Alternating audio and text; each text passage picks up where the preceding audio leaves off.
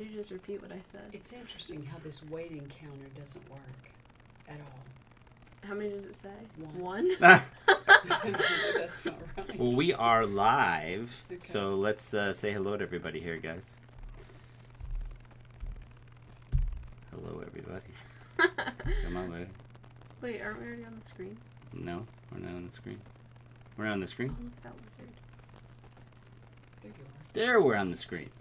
Hey, guys, Coach Keating, Coach Mike Keating, Coach Cam, Coach Maria, and actually we have Jordan, who is a college player and actually did some coaching with us in June at our event, and actually Sunday Yeah. did some coaching as well. And Jordan has been training with us since he's about 13 years old, so about 6 years. And he's going to be answering questions and sharing his experiences in the chat. So you'll see Cam and I live, and then you'll see Jordan in the chat. You can ask questions to Cam, you can ask questions to me, you can ask questions to Jordan, you can ask questions to Coach Maria. She is here typing as usual. So, real excited, guys. Yes. We're not on the screen. She's telling me something here. Hold on a second here. Okay, why? Okay, she's telling me, this is hilarious. So, Miss Maria and Cam are telling me that we weren't on the screen while we were talking to you guys. Now we are on the screen. You were, but then it disappeared. We were, and now it's back. Okay, so I'm real excited. I want to do a shout out before we get started to the VBR boys. We had 11 of you guys come down this Sunday and did some training, some special training here, which was a ton of fun. So really excited about seeing you guys get better and better. Today's topic is a great topic, Cam. It's one of my favorite topics. It's hitting a wall. If everybody goes through it, you're going to get into a point in your development where it's just some things aren't clicking for you. You're not getting better. You're doing what you think is everything is right, but you just can't get any better. And there are several reasons for that, which we're going to talk about. But at first, before we get into that and those 3 reasons, and then ideas and how to overcome them, with some research Cam has and some stories that Jordan has, I want to do a shout out to the teams in our training, because what's happening right now is pretty extraordinary. So first thing, this is Kylie Thompson, one of the players on Team River Plate. Team River Plate is absolutely killing it, as is Kylie. And so one way you can tell if players are really developing rapidly is you take a look at their skills, and you can see she started out right here at about under a stage 2, which is high because this is advanced dribbling. So she's been training with us for a while, so she's very talented. She started out as a 1.78, just under a stage 2. She's now just under a stage 3. But what's really important here is not that, it's this: how many times she is testing. This is what the best players in our programs do. They test at least once a week, if not more.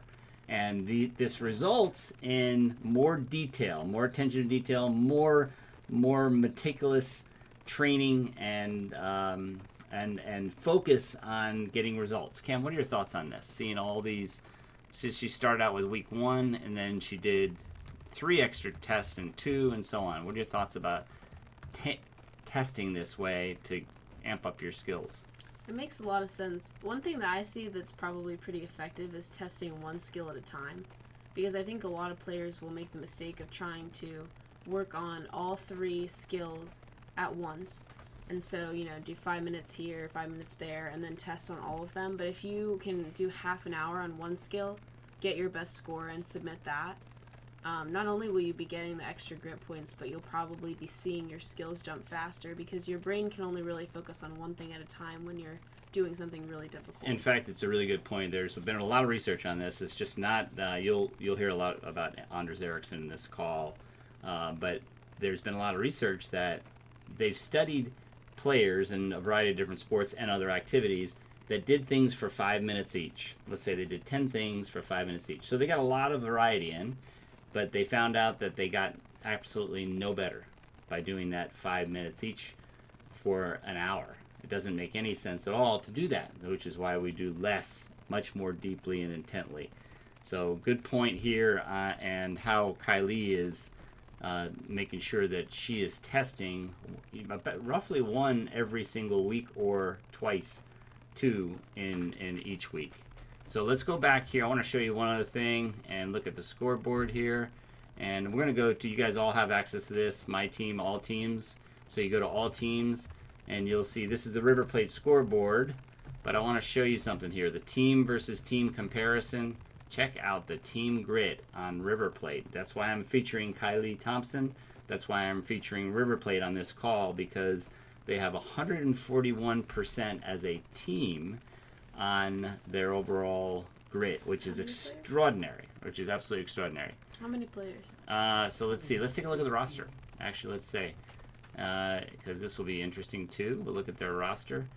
They have, it looks like about 12, 14 players roughly. 12. So here's what's interesting. If you have a handful of players, we always tell you guys this same thing. We always tell you the same thing. If you have a handful of players who are willing to really crank up their grit and really get dedicated to the training, it will almost carry the team. But what you'll see here is interesting. You'll see that every single player is above 80%.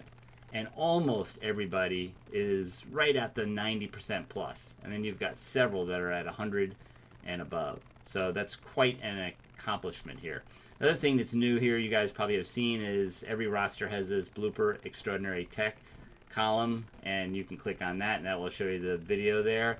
And the last thing I want to show you guys before we move on to the topic is, if you want to see the last 20 the latest 20 blooper extraordinary tech, you come here and it's going to be across all clubs.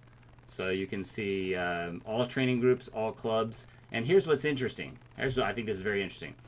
These are all very gritty players, because these are their total grit points, anywhere from say 5,000 minimum to almost, at this point, not even finished with the program, 12,000 grit points. So they're very 15,000, yeah. Second one. Oh wow, yeah. So it's Zax from NC Fusion has almost 15,000 points. So really extraordinary. They're the ones who are cranking up their skill testing, also doing their blooper X-Tech videos. All right. Okay, so let's go back and get started on the topic here. And I want to show you guys something here, and then ask Cam a little bit about this. Cam, talk a little bit about hitting a wall at times in your development where you kind of felt like, man, I'm just not getting any better, and I don't know why.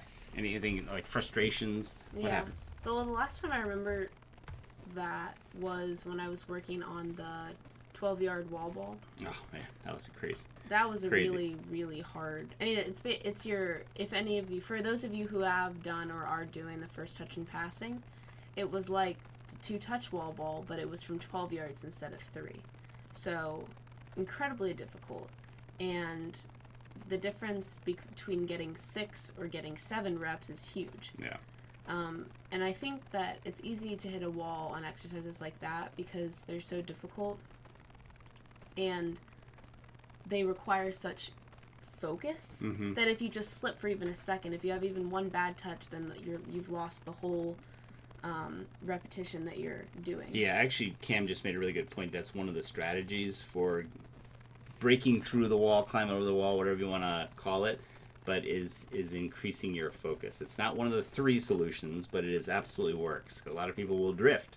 They'll be training, and after 15 minutes of doing something, they start drifting, and they just kind of lose focus, and then they just log an extra 15 to 30 minutes, which has 0 value. It's understandable. I mean, it's hard to do. It's very hard to do. The professional, Anders Ericsson's research on deliberate practice, he showed that the professional musicians and athletes and artists could only do deliberate practice for about an hour. And that's, if you guys are doing the training properly, that's what you're doing. You're doing deliberate practice, or at least purposeful practice. Yeah. So if you find yourself slipping mentally, something that I always did was HIIT training. So interval, so I do like say 5 minutes of an exercise. Hold that thought, because we're going to get to what the problems are and then what the solutions are, because HIIT training is one of those solutions. So hold that thought. Okay, so one of the things we want to talk about is how to break through anyway, And I mentioned Anders Ericsson. This guy we have so much incredible respect for. Anders, who has passed away in June of this year, and is just incredibly missed. We've done some wonderful projects with him. You can see Cam and I up here taking notes furiously because he's kind of guiding us through a project that you're going to see come out in the fall on coaching corrections, which is super cool stuff. Anyway, Anders is sprinkled through this, and I just wanted to do pay our respects to Anders before we moved on. So the first thing that we see consistently, the first problem with players, or the challenge with players, is that you train too comfortably. And this is one reason why you hit a brick wall in your training, or a wall in your training. You just can't get any better. And I know this is more so usually probably from the younger players, the less experienced players, and maybe even actually I'll remember this with Brant Bronico when I was training him.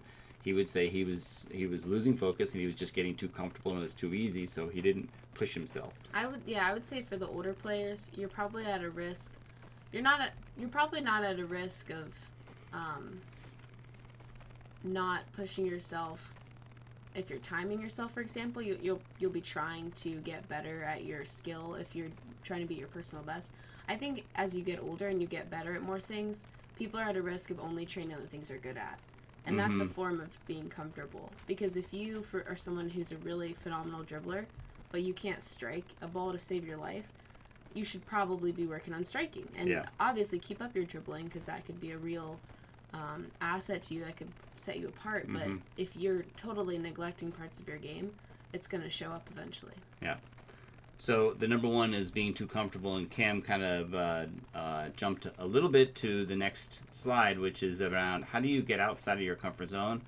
Well, actually, Anders, so I love this quote also. This is a fundamental truth about any sort of practice.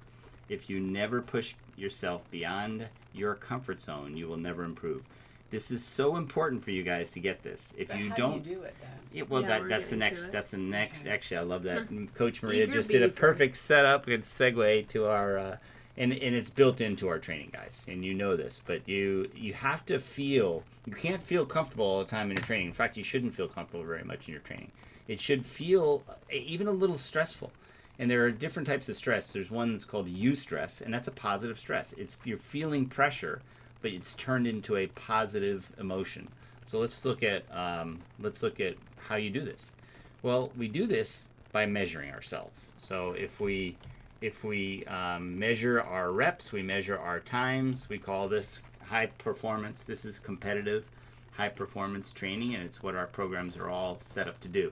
Now, some players don't like to do this. I will tell you, you can get better without measuring and without comparing yourself to your best, but it's a lot harder to do that. What are your thoughts on measurement? I mean, you're going to hit a point where if you want to get better, you have to do this. I know it's a bit uncomfortable, and Anders would talk about in his book how when people retire from their sport or their profession, oftentimes they don't continue training at as high of a level because it's uncomfortable. It's hard mentally and physically, and when you don't have that goal driving you, there's really not as much of a reason to be doing this hard training. Are you saying you need to push yourself to go faster in the drills? What do you mean by making yourself uncomfortable? So we're about to show the video, which will explain that. But the point I was trying to make is that if this makes you uncomfortable, this type of timing yourself, trying to beat your personal best score on an exercise, pushing yourself to go faster, yes, I totally get that. I mean, it's uncomfortable for everyone. But at the end of the day, you have to do it if you want to get better. If you want to be really good, if it's just for fun, that's different.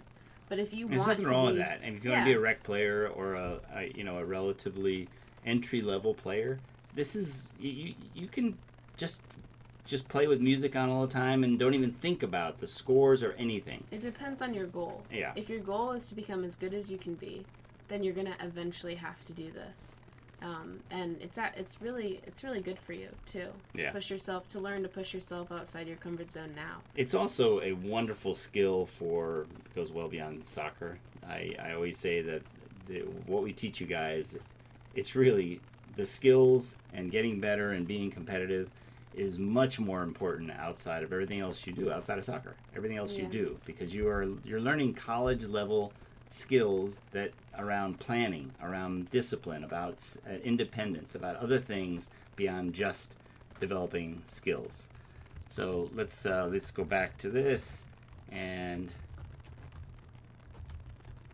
number 2. So I'm not going to show you a video on that one because you guys have seen it all. The number 2 reason people hit a wall is that they're using the wrong technique, and this is fairly common. We'll see players who, frankly, they don't pay attention to the details. They don't pay attention to the technique in the video. They don't study it. They don't memorize it. They don't break it apart, and they just can't get any better, and they can't figure it out. So when we see you in week 1 and week 5 and you get feedback that says these are the things that you're not doing, you really got to take it to heart, because if you just go through the motions, you absolutely will hit a brick wall, and you'll hit it right away. Jordan, I'm going to make sure Jordan has a chance to chime in on some of his experiences on breaking through, Jordan, because you mastered a technique and got much better. And I'll tell you an example.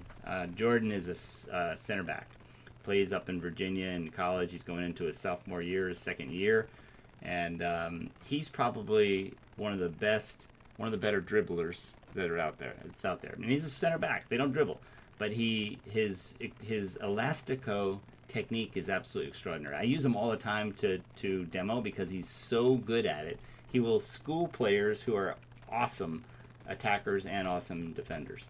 But Jordan, if you would share some things on breaking through on a, maybe it's 1v1 technical defense, maybe it's you're striking, whatever it is, and that maybe you were using the wrong technique and then all of a sudden it clicked.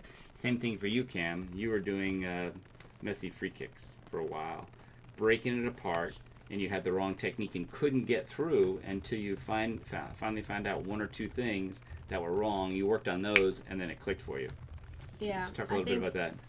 It's a humbling experience to go through an exercise and realize that you have to keep looking back at the video to make sure that you're doing it correctly. But that's okay. I mean, I think a lot of times growing up, I had a mentality of, if I'm not doing this 100% on my own, if I'm getting help from anyone or anything, then I'm not really doing it. That it's not really me, and I'm not really earning it. And I think that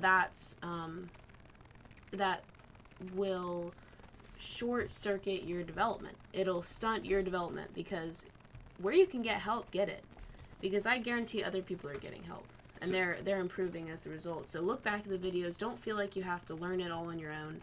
Make sure that you're doing it properly, emulating the videos as closely as you can, and you will learn a lot faster, and you'll be happy about it. So our first phase of getting you guys very specific feedback is, are you doing the technique? Are you counting? Are you doing the reps? Are you doing everything correctly? And so we added this score validation module right now. And you guys will see that you're getting others that are helping me and Cam take a look and counting up your reps, counting your distances, and looking at your technique and saying, hey, that looked good or it didn't look good. Now, what they vote on is just to give me some feedback on what other people think. It doesn't mean that if you get all right votes or all wrong votes, we override because we take a look at the videos. However, this is the first step in you guys getting something that's coming, and that is coach corrections, which I'm super excited about.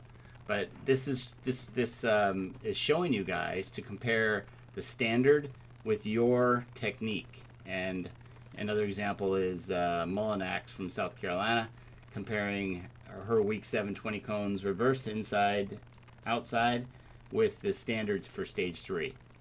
Okay, so you're going to see more of this. Everybody will see this. Right now, it's only the people who have reached a stage 2 plus and have a 90% grit are seeing this functionality.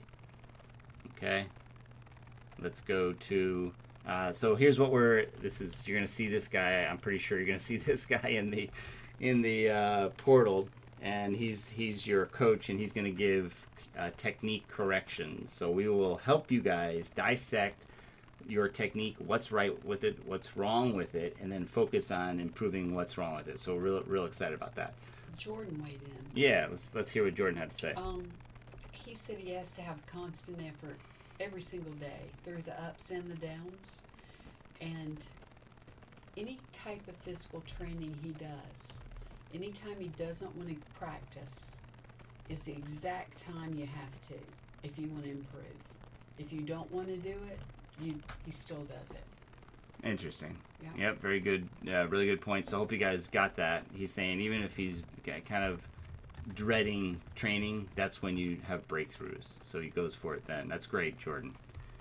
So let's talk about the big one that a lot of experienced players go through, number 3, and it's diminishing returns. What do we mean by diminishing returns? It's when you are training and you're getting results, like week 1, week 2, week 3, even week 4. You're getting lots of results and you're just cranking. You're feeling great about your development, and everybody goes through this. And then all of a sudden, hey, it's getting a little bit harder. I jumped 15% in the first few days. Then I jumped 10% and then a little bit less. Well, what happens is if you are really cranking things out and you are very dedicated to it, you get less and less returns for the same number of hours. Cam, what are your thoughts on this? An example of this for you? I think a really good example of this is all the close control drills, because let's take 20 cones for example. When some of our players start out, they're at like 30 seconds for 20 cones inside. And then after a few weeks, they've cut it down to like 20 seconds. And that's a huge improvement. And then so say that's after 4 weeks. And then after 10 weeks, they've only gotten it down to 16 seconds. So that's only a 4-second difference versus a 10-second difference in the first half. Yeah. And that can seem kind of frustrating, but you have to remember that the better you get, the less room there is for improvement. So you'll always be able to improve some, but think about players like Messi. I mean, Messi says you can always get better technically, but someone like Messi has way less room to improve than we do. Mm-hmm. So the better you are, the less room there is to jump up, which means that to get that jump up, you have to put more time in. But the good thing is that other people probably won't be putting the time in. So if you do put the time in, then you will be ahead of others. And I will tell you, here's one reason why putting that extra time in is actually very effective for you guys, and it's because when you get up to an elite level, the differences between you and everybody else around you are very, very small. In fact, I asked Cam to do a little research on golfers, batters, things like that. Do you have any of that committed to memory? Yeah. So difference. let me introduce it. So basically, what you're trying to do is understand that even though you've mastered a certain level, let's say you're at a 2.5, a stage 2.5, and you're having a really hard time, and this week, geez, I only got to a 2.55 or a 2.6. Well, that small difference could make the difference between you completing a play and slotting a pass that scores a goal and wins a championship. That's the difference between somebody who can be a champion and win games can be these tiny little fractions. What does the research say about this? Yeah, I believe so I was looking at the top batters of all time for baseball, and the first place batter, I can't remember his name. I think it was like Ty Cobb or Ty Cobb. Yeah. Yeah, Ty he's an Cobb. old timer, yeah. Yeah, so he had the highest batting average, but he was only, I think, 2% higher than the 20th person in the top, 50. So it was a 2 to 2.5% difference between the very best in the world of all time and then the 20th best. And obviously nobody remembers the 20th best. Yeah. But they know who the first best is if they're a fan of the sport. So it's that tiny little difference that you'll get out of those extra hours. But when you're competing against everyone else who's really good, you need that little difference. Did you do something the same on the golf? Yeah. A more current one. Ty Cobb, I think, is from the 1700s or something like that. No, he's by the 50s or 60s. Anybody who actually, let me tell you, if anybody tells me who's the first person to tell us where Ty Cobb played and what decade he played in, we'll give you guys some You extra can't good look points. it up though. Yeah, That's you can't cheating. look it up. You gotta actually ask a parent, ask a friend, ask a sibling. Well, So- everybody knows Tiger Woods. He Right. finished first. What is it called? The Masters. Yeah. So Yeah. he finished first in the Masters this past time, and he had 3 shots better than the 10th place finisher in the Masters. Mhm. So, and that was out of 275 shots. So I think it came out to be like 1%, a little bit over 1% better. Was Difference between it's first a great. place and 10th place. That's right. So that is a great example for you guys, because a 1% difference makes the difference between the champion, the number 1 player, and the number 10 player. Everybody knows who the number 1 player is, and people kind of, look, they're pro golfers. They're all doing pretty well. The top 10, they're probably doing pretty well. However, the idea is that if you really, really want to continue to get better, be okay with small returns. Very small returns for a lot of extra hours. And there are a lot of players that are in our programs that do that because they're just trying to get a slight bit better. Maybe it's a 0.1 this week, or it's a 0.05 this week. Yeah. Those are small differences, but they make a significant difference in creating the right space, striking the right ball, passing the right accuracy or the right pace. And that can make the difference between a player who plays the entire game and a player who wins championships and a player who sits the bench. So Luke Barron and Victoria Hatchew both said that Ty Cobb was the 20s to the 30s. Wow. Okay. Good. Yep. All right. That's So right, we'll give them a little extra grip points on that. Real Both those points guys. for those- Going those Yep. going kids. off Yeah. of going off of what you said, what I was talking about earlier about how you'll eventually have to time yourself and you'll have to record your scores and compete against your personal best. This is when you'll have to do that, because you'll hit a point where you can tell you're not developing as quickly or at all, and that's when you have to start competing against your own times, because you Mhm. won't know if you're doing 20 cones and you're getting 15 seconds versus 14 and a half. You won't know unless you're timing yourself. Yeah, this is a very good point. So if you are starting out and you're at a relatively introductory level, rec level, maybe you don't have to do that. But you will get better faster. You will get better faster by knowing where you are today and what you're trying to accomplish tomorrow. So Victoria from Georgia has Yep. a question for Cam. Mm-hmm. Have you ever suffered from burnout? And what did you do to get over it? Great question, Victoria. Yes. Yeah. I mean, I feel like everybody does to different degrees. I know people who I would play with who would take like a whole month off. I never got to that point where I needed that because I loved the game and it was more important to me to train and play than other things. But yeah, everybody wishes like, oh, I wish I could go out with my friends instead of doing my training, or I wish I could sleep longer, I wish I could watch TV or something like that. Everybody wishes that. But you just have to decide what's important to you.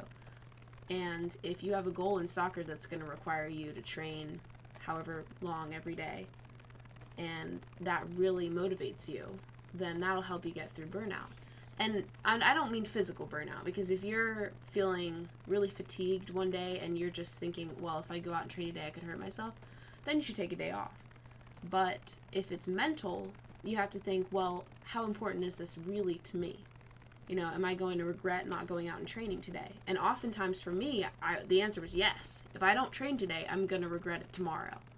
So ask yourself that, and ask yourself why you're doing this. And if your why is big enough, then you'll get out there and you can push through the burnout. Yeah, Your friends were also the people you played soccer with. You played a lot of pickup here Yeah. with a lot of people you liked, and that made it more fun. Yeah, I trained a ton on my own. I mean, more than anyone I knew. And that was great, but you're right. What motivated me was to be able to beat the boys in my backyard, because they were phenomenal. They were better athletes than I was. Jordan was Jordan. one of them. Jordan, tell them what it was like training with Cam while you both were growing up. We were just talking this weekend about how So Jordan, let it rip. Yeah, you well, can tell some secrets. I told the Cam. kids this weekend, I was like, okay, good for you for trying to meg Jordan, but you're not going to pull it off, because I've never seen Jordan get megged. I've seen him get megged, but they never get the ball back. Yeah. So they'll meg him, and then he'll just turn around and get. So I was like, you got to try something else because you're not going to meg him. So he was one of the people who there were times, I think it was last summer, when I would say, hey, Jordan, can you just stay behind practice and just do 1v1s with me? Will you just defend me over and over? And I think we did one series where him and I did like 50 1v1s to goal in a row. I probably beat him like 5 times.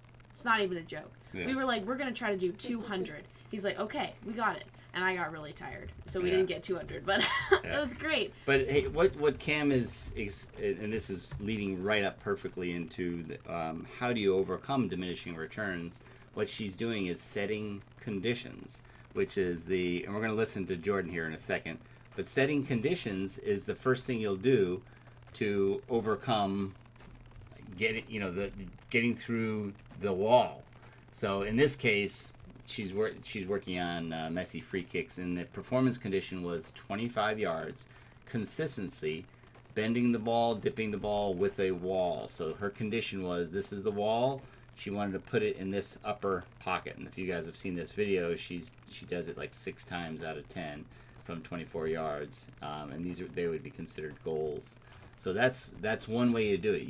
And what Cam just said with Jordan is exactly that. They set conditions. Let's try this 200 times or 50 times or whatever. Go 1v1 several times, and let's just stay until we get it. So let's take a look at another player. This is Cassidy from Baltimore, and Cam was talking about doing 2-touch wall or 1-touch wall. So this is a 3-yard. This is the 9-foot. And what Cassidy did was she mastered this. And in fact, at 2-touch, I think she's the record holder. She might be the record holder. I think she's a record holder for 2-touch, and she's got 135. I don't think anybody's beat her yet, but she did that at 9 feet, and then she started saying, okay, I'm not stopping. So she started going back to 6 yards, 18 feet, and much, much harder. This is exactly what Cam talked about, making it more demanding. She was trying to do it at 10 and 12 yards, which is absolutely extraordinary. So you set performance conditions that are higher than you are right now, and that will give you a whole nother level of focus and excitement and enthusiasm. Is it going to be harder? Yes. Are you going to fail more? Yes. But you will be much more focused. So here's another side of the same thing. Then I told Cassidy, now only 2-touch. And our 2-touch, we call it 2-touch plus wall ball. You can do 3-touch, you can do 4-touch, and guess what? That's easier than doing just 2-touch. So she started working on only 2-touch, which is another player that is a national team player does in her garage in Europe, in Finland. Okay, so Cam talked about 12 yards. This is pro player Brant Bronico, who we have trained for many years, and we did the same thing. This little dot way up here, that's 3 yards. Isn't that amazing how close that is to the wall? That's 3 yards. This is 6. This is 9 right here, and this is 12. And we're trying to get Brant to get somewhere between 5 and 10 in a row at 12 yards. Here's the challenge with 12 yards. You have to hit the ball at about 55 miles an hour. So you are blasting the ball, and you have to hit it within a very small space because it's going to go too far away from you. There's no way you can control it. So unless you can get the ball back to you right where you stand or close to where you stand, you'll never get it. So we worked with, this is pro level performance conditions, 12 yards. And so that's one way to improve is to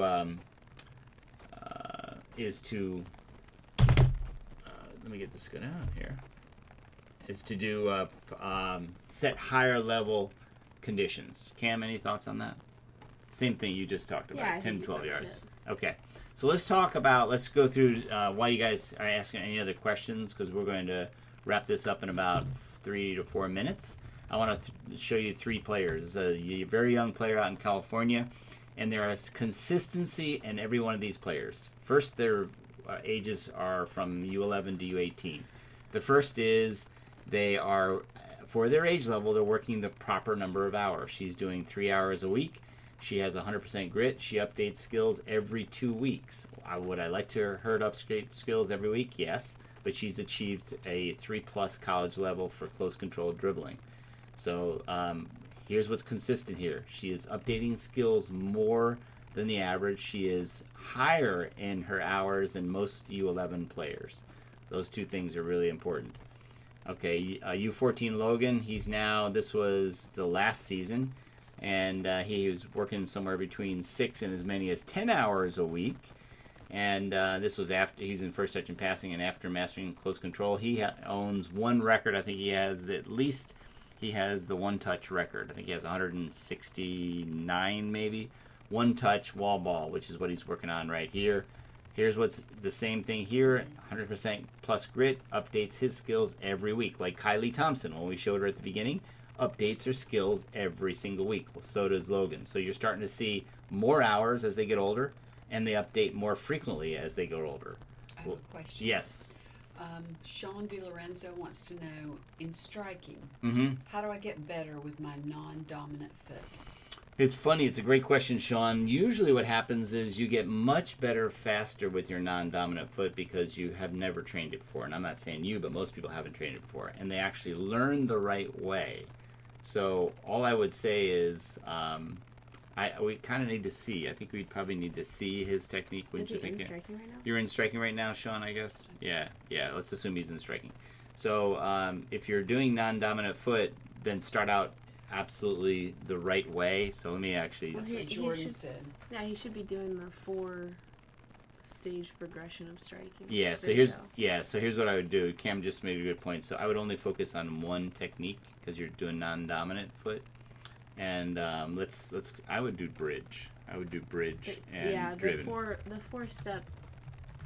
four-step driven. Driven is a really good video, though. We don't have that for Okay, so there's a on driven. yeah, on there's driven? one of the anatomy of technique videos is called 4-step driven, and it will take you through one piece of the technique at a time, and that's what you want to do. I don't want you working on all 3 techniques or 4 techniques. Just work on one non-dominant foot, and you'll find if you study the video and do it very meticulously, you'll probably end up being better striking with your non-dominant foot. Your technique will be better. Now, your power won't be better right away, but your technique will get better than your right foot because probably, like most players, you didn't get a lot of focus on striking, so your technique was probably wrong and had a lot of corrections to be made.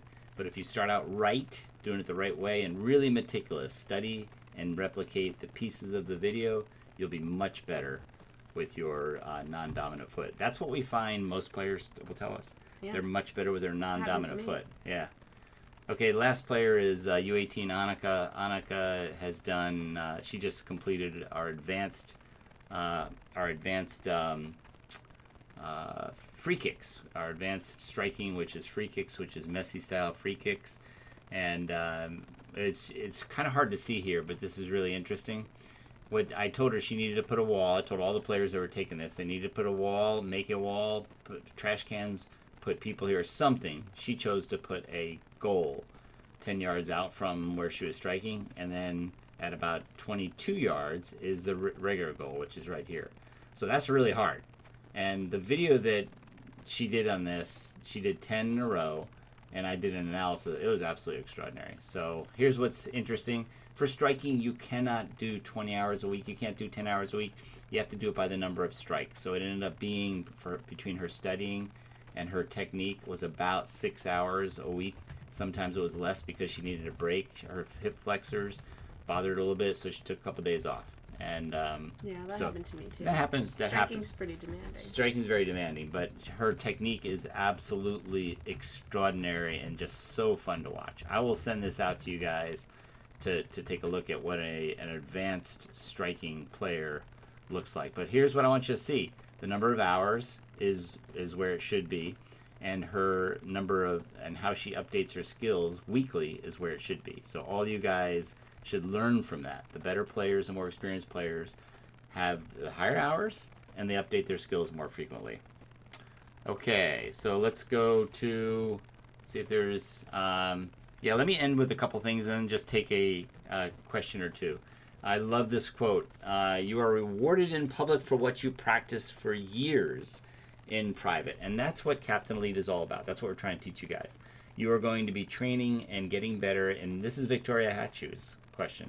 So how do you keep going? How do you stay motivated? How do you do it? Well, you know that you will be rewarded in public because it's fun to watch you play. It's fun to watch you do these tricks. It's fun to watch you connect balls and take strikes and bend the ball and score goals and defend goals that you would never be able to do unless you spent those years and years developing in private. So that's super important. I do want to say one thing and then open it up to any more questions. For the fall season, several new things coming. We already have advanced dribbling. So anybody who has achieved a stage 2 or higher in close control dribbling is eligible for advanced dribbling. And then we are hustling right now to have advanced first touch and passing for the fall, which is all around speed of play. So how do you play quicker technically, but also how do you get a better feel for what's going on all around you, and how do you develop those skills? And then the next thing you're going to see that's going to be very cool, Cam and I are working really hard on this, is coach corrections.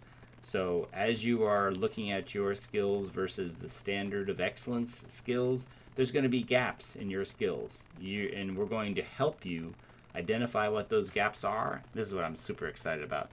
We're going to help you identify what those gaps are in your technique, and then we're going to give you a customized little plan that says, here's what I want you to work on, and here's how you to work on it. And that has never been done before. It's really like having Cam or me or Jordan or your coach sitting there with you and saying, okay, these are the things you're not doing right.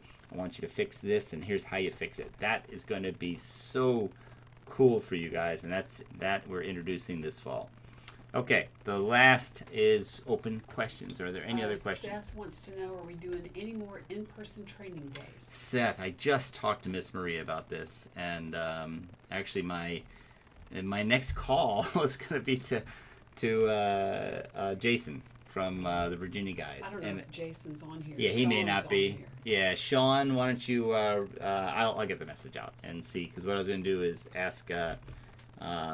The answer is we're going to try to do that, and we're going to try and do it. Jordan goes back to school. Jordan, tell everybody when you go back to school. I think it's roughly middle of August. 17th, I think. Yeah, something. But post it if you would, Jordan, when you go back to school. We're going to try and do something before Jordan leaves. Cam, you leave when? Sunday. Yeah. But I'm only an hour away. Yeah. So we'll loop Cam back in as well if we can. I'm not sure if we'll be able to, but so the answer to Seth is yes, we're going to try, but I'm not really sure. But we're going to try really hard the second weekend or the third weekend of August. Okay. Any other questions? No, but a few minutes ago, it looks just, look at this, Cam. It looks like it might be, not sure if we're live. It's Yep, you're still good. You're still good. It's probably Yeah. just our Wi-Fi. Okay, guys. Excellent session. If you have any questions, don't hesitate to reach out. And Jordan, thank you very much for helping. Love your stories. And Cam, your experience. You two back and forth training each other is just, actually, we should do that. You guys should hold your own without me. Yeah. I think you should do that. Before he, is that possible before he leaves? Who knows? Before he leaves? We can try. Okay, I think that actually would be good. So maybe do one with just Jordan and Cam on and talking about development, their youth development. I think that'd be pretty cool. All right, guys, have a great evening. Don't hesitate to reach out. Get ready for this. It's going to be so much fun to see our new stuff coming out this fall.